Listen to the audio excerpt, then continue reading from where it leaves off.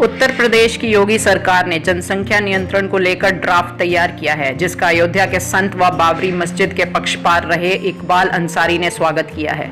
जनसंख्या नियंत्रण के योगी सरकार के इस फॉर्मूले में राज्य विधि आयोग ने सिफारिश की है, जिसमें एक बच्चे की नीति अपनाने वाले माता पिता को कई तरह की सुविधाएं दी जाएं। वहीं 2 से अधिक बच्चों के माता पिता को सरकारी नौकरी से वंचित रखा जाए।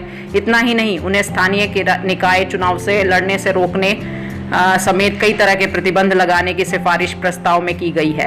अयोध्या के संतों का कहना है कि राज्य विधि आयोग ने जो मसौदा तैयार किया है वह स्वागत है और उत्तर प्रदेश में बढ़ती जनसंख्या विस्फोट की तरफ बढ़ रही है।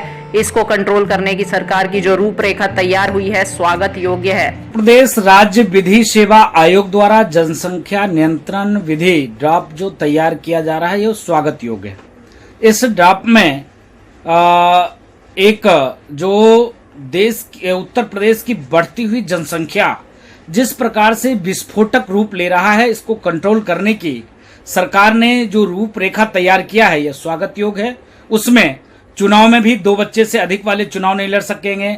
सरकारी नौकरी में अगर 2 बच्चे से ज्यादा है वो सरकारी नौकरी नहीं ले सकेंगे, सरकारी लाभ नहीं ले सकेंगे। ऐसी योजना रचना सरकार का सराहनीय है और सरकार ने जो पब्लिक ऐप है इस पर अपलोड कर दिया है और राज्य के जो आम जनमानस है उससे अपनी राय मांगी है। स्वागत योग्य है, हम लोग समर्थन करते हैं। देखिए, सवाल हमारे देश का है और हिंदुस्तान में एक कानून सबके लिए होना चाहिए, चाहे वो हिंदू हो, मुसलमान हो, सिख हो, ईसाई हो। एक सिक्का है तो एक कानून भी होना चाहिए। जनसंख्या नियंत्रण की बात रही, अगर सरकार इस पर कानून बनाती है तो अच्छी बात है। हमें चाहते हैं कि जनसंख्या जो है बढ़ रही है, इस पर भी नियम कानून होने चाहिए। सरकार अगर प्रयास कर रही कानून बनाने का तो सरकार बनावे, हम भी उसका स्वागत जो है करते हैं। मेरा ये पैर इस देश के दक्षिण का भाग है, सिर उत्तर का भाग है। मेरी दोनों भुजाएं पूर्व और पश्चिम के भाग के रूप में हैं। लेकिन दुर्भाग्य था इस ऐसे देश का बंटवारा हुआ। देश का बंटवारा जनसंख्या की विषमता के आधार पर ही हुआ। धर्म के नाम पर ही जनसंख्या का बंटवारा, राष्ट्र का बंटवारा हुआ और यह विषमता आज भी बढ़ती चली जा रही है। आगे आने वाले समय में क्या स्थिति होगी राष्ट्र की, जिसके लिए भगवान श्री राम जी कहते थे जननी जन्मभूमि सा स्वर्गादपि गरीयसी। जननी और जन्मभूमि स्वर्ग से भी बढ़कर के होती है।